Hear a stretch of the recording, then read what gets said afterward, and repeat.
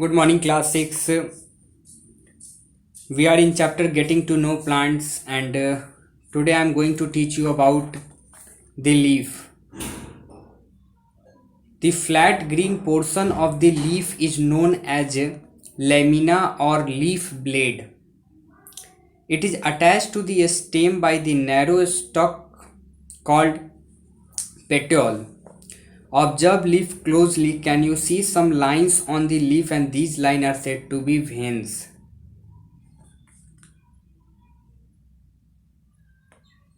And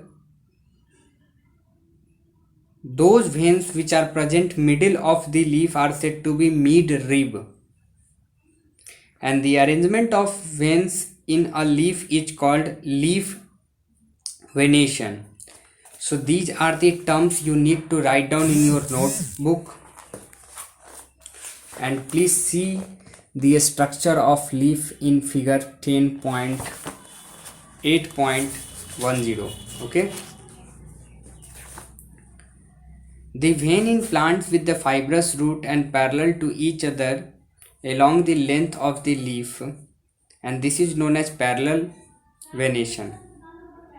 In some plant tap roots, those plants that have tap roots, the veins form a net-like design on the both side of leaf are said to be reticulate venation. And the vein in a leaf transport water, mineral and food, and also provide support to the leaf. So there are two type of veins. First one is parallel venation and second one is reticulate venation. Okay, you can observe this arrangement in these two figure 8.11. okay, see, this is reticular and this is parallel. Okay, now functions of the leaf. Why are leaf green in color? This is due to presence of green pigment which is known as chlorophyll. Leaves make food in the presence of sunlight with the help of water from the soil and carbon dioxide in the air. So basically green plants or leaves look like green because chlorophyll present, a green pigment present in the leaf. Chlorophyll, the function of chlorophyll is basically it traps sunlight and thus provide energy to the plant for making food. And making food, the process of making food by leaves are known as photosynthesis.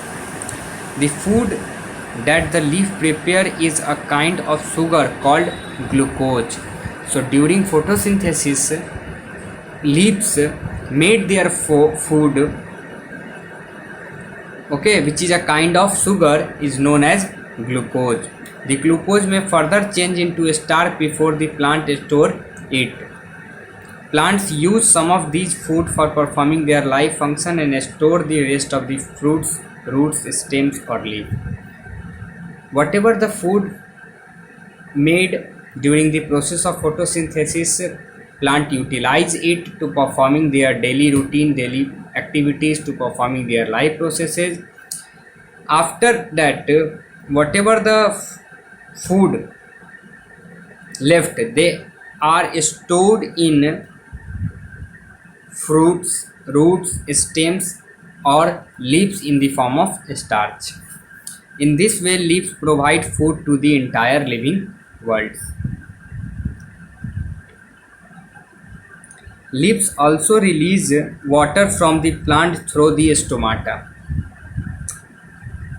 The process of releasing the water from plant through stomata are known as transpiration. It helps in cooling down the leaf. The roots pull more water to compensate for this loss, and this water brings with it important nutrients required by the plant from the soil. Transpiration play an important role in the water cycle by increasing the moisture in the air. Modifications of the leaf.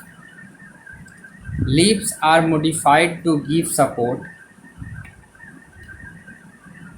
If you examine the pea of gloriosa plant carefully, you can find the some of the upper leaf flat and modify into tendril. See this one, okay? The tendril coil around object and give support to the plants. Leaves are modified into spines. In cactus, leaves are modified to form spines, and this reduces loss of water from leaves. Spines also protect the plants from being eaten away by the grazing animals.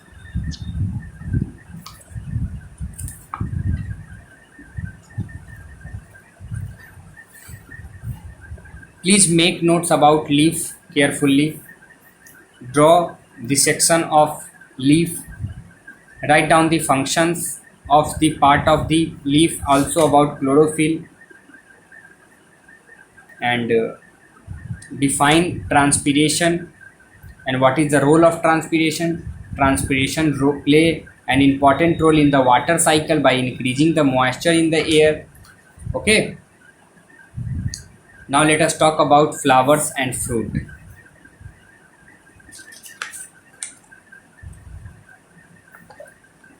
The most attractive part of a flowering plant is the flower. Most flowers have a sweet smell. The smell of some flower is so strong that the moth attract to them from long distance. Some flowers do not have no smell at all, and some have an unpleasant smell. So different flowers having different smell, whether it is pleasant or unpleasant or no smell. Let us talk about a structure of flower. Before I am talking about a structure of flower, you need to see this figure carefully. This figure states the structure of flower. Okay, you need to understand this figure. Please see this figure. In this figure, we are able to see so many parts of flower like stigma, style, ovary, ovules, pedicel, thymlus, sepal, filament, stamen, anther, petal. So these are the parts of flower. Okay, we will discuss it one by one in upcoming lecture.